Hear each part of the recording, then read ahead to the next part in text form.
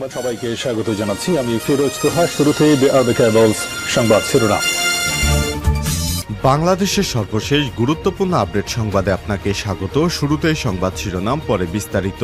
শুরুতেই জানিয়ে দিব ডক্টর মোহাম্মদ ইউনূসকে মার্কিন 4 সিনেটরের চিঠি।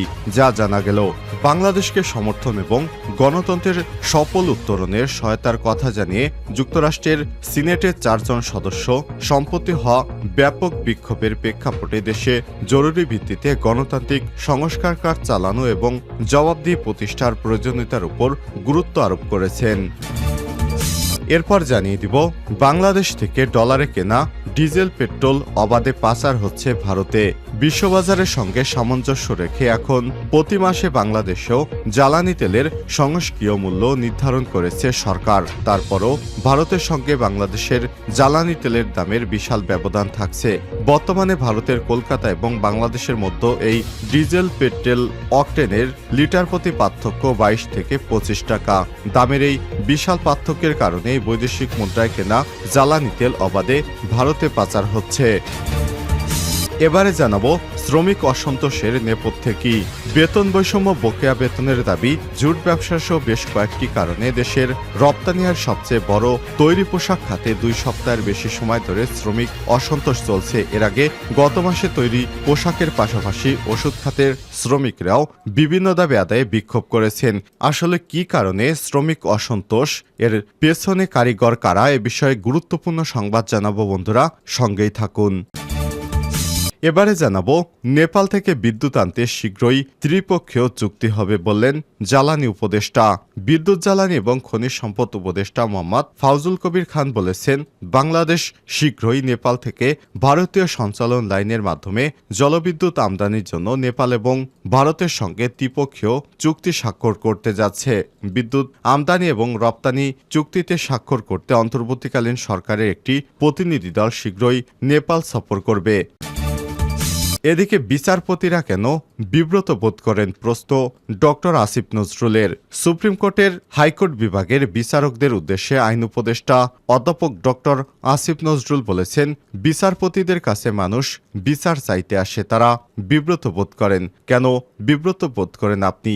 বিব্রত বোধ করবেন যখন আপনার ভাই বোন বিচার চাইতে আসে। বিচার প্রার্থী মানুষ কোথাও বিচার না পেয়ে আপনার কাছে এসেছে, আপনি কিভাবে বিব্রত বোধ করেন, এটা আপনার মনে রাখতে হবে। এবং সর্বশেষ জানিয়ে দিব অন্তর্বর্তীকালীন সরকারের মেয়াদ নিয়ে যা বললেন পার্থ। বাংলাদেশ জাতীয় পার্টি বিজেপির চেয়ারম্যান ব্যারিস্টার আন্দালিব রহমান পার্থ বলেছেন, বর্তমান অন্তর্বর্তীকালীন সরকার যতদিন খুশি ততদিন ক্ষমতায় থাকুক, এটা কোনো কথা হতে পারে না।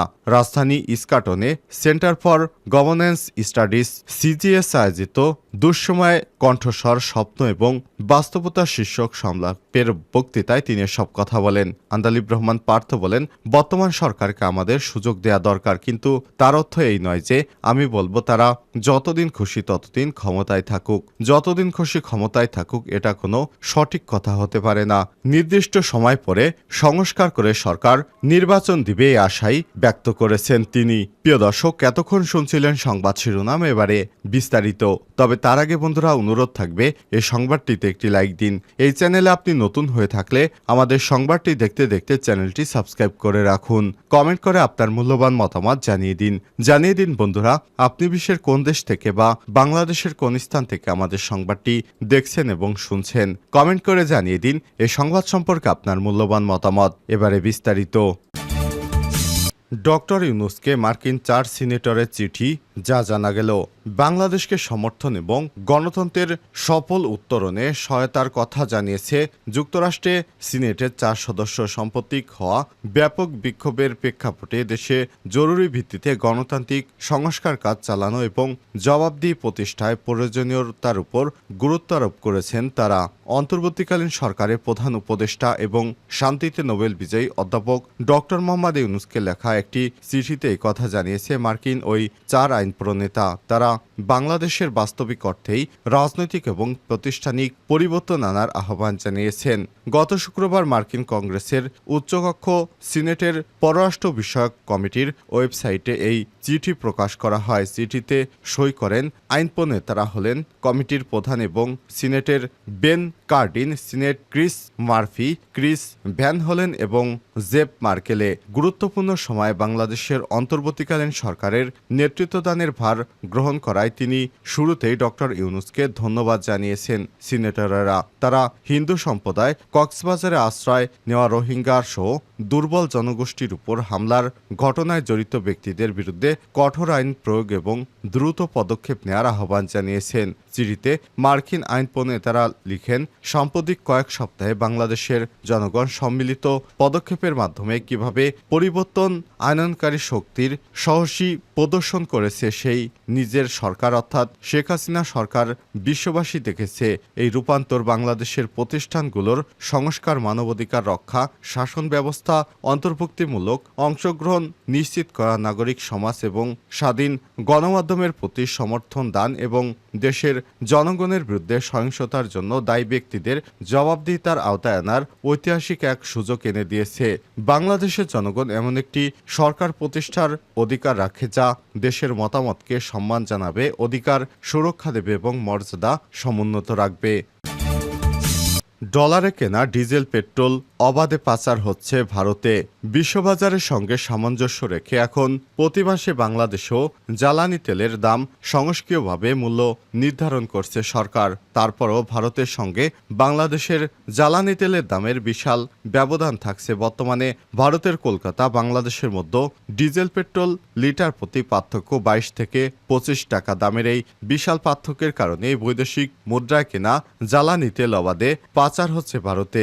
দুই দেশের দামের পার্থক্য 5 টাকার মধ্যে নিয়ে আসার পরামর্শ দিয়েছে খাত সংশ্লিষ্ট ব্যক্তিরা। এদিকে ডলার সংকটে আমদানি করা জ্বালানি তেলের মূল্য পরিশোধে হিমশিম খাচ্ছে বাংলাদেশ সরকার। অন্যদিকে ভারতে অবাধে পাচার হয়ে যাচ্ছে জ্বালানি তেল। এতে দেশের চাহিদা পূরণে সরকারকে বাড়তি তেল আমদানি করা হচ্ছে, যার চাপ বাড়ছে বাংলাদেশের বৈদেশিক মুদ্রার রিজার্ভে।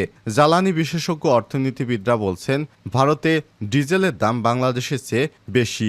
এমন পরিস্থিতিতে চোরাচালান বাড়াটাই স্বাভাবিক। তাই দুই দেশের মধ্যে তেলের দামের পার্থক্য কমিয়ে আনতে হবে। এতে তেল পাচারের ঝুঁকি কমবে। একই সঙ্গে বাড়তি তেল আমদানির চাপ এবং জ্বালানি তেল পাচার বন্ধ করা গেলে সাশ্রয় হবে বৈদেশিক মুদ্রা।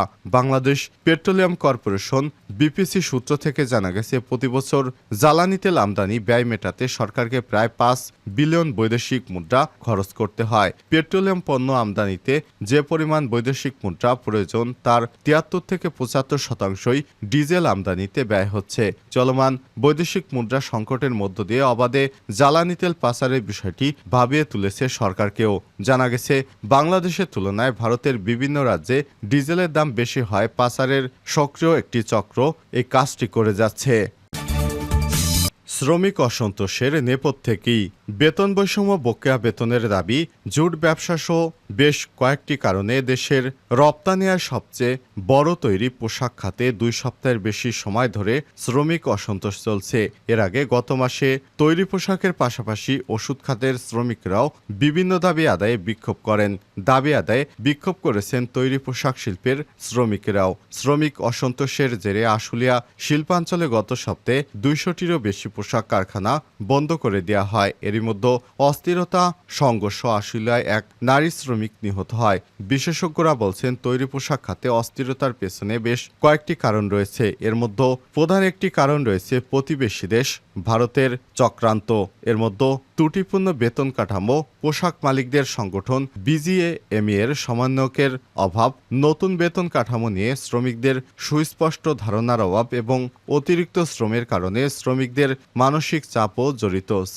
শ্রমিক সংগঠনগুলোর সঙ্গে কথা বলে জানা গেছে, পোশাক শ্রমিকদের বিক্ষোভের প্রথম দিকে তাদের দাবি পাত্তা দেয়নি উস্কানিদাতা, বহিরাগত হামলাকারী এবং জুট ব্যবসায়ীদের বিক্ষোভের পেছনে ইন্ধনকারী বলে দাবি করছে মালিকপক্ষ। কিন্তু পরিস্থিতি উন্নতি না হলে শ্রমিকদের দাবি আংশিকভাবে মেনে নেওয়া হয়, তবে ততদিন শ্রমিক অসন্তোষ নিয়ন্ত্রণের বাইরে চলে যায়। মালিকপক্ষ কারখানা বন্ধ করে দেওয়ায় অনেক শ্রমিক ছাঁটাই আতঙ্ক এবং কাজ হারানোর আশঙ্কায় আছেন। এর আগে বেতন বৃদ্ধি ও চাকরি নিয়মিতকরণ, সাপ্তাহিক ছুটি, 21 দফা আদায়ের বিক্ষোভ করে ওষুধ কারখানার শ্রমিকেরা। সেখানেও বেতন বৈষম্য মূলত প্রধান কারণ হিসেবে দেখছে রাজনৈতিক বিশ্লেষকেরা।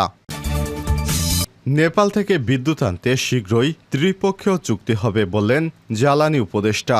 বিদ্যুৎ, জ্বালানি এবং খনিজ সম্পদ উপদেষ্টা মোহাম্মদ ফাউজুল কবির খান বলেছেন, বাংলাদেশ শীঘ্রই নেপাল থেকে ভারতীয় সঞ্চালন লাইনের মাধ্যমে জলবিদ্যুৎ আমদানির জন্য নেপাল এবং ভারতের সঙ্গে ত্রিপক্ষীয় চুক্তি স্বাক্ষর করতে যাচ্ছে। বিদ্যুৎ আমদানি এবং রপ্তানি চুক্তিতে স্বাক্ষর করতে অন্তর্বর্তীকালীন সরকার একটি প্রতিনিধি দল শীঘ্রই নেপাল সফর করবে। রাজধানী ঢাকার একটি হোটেলে গত শুক্রবার 20 সেপ্টেম্বর সন্ধ্যায় নেপালে ভারতীয় সংবিধান দিবস উপলক্ষে আয়োজিত এক সংবর্ধনা অনুষ্ঠানে প্রধান অতিথির ভাষণে উপদেষ্টা এসব কথা বলেন। বিদ্যুৎ বিভাগ সূত্র থেকে জানা গেছে, জ্বালানি সহযোগিতার পেছনে সমঝোতা হওয়ার 6 বছর পর বাংলাদেশ, নেপাল ও ভারত সম্প্রতি ভারত হয়ে নেপাল থেকে 40 মেগাওয়াট বিদ্যুৎ আমদানির জন্য একটি চুক্তি স্বাক্ষর করতে সম্মত হয়েছে।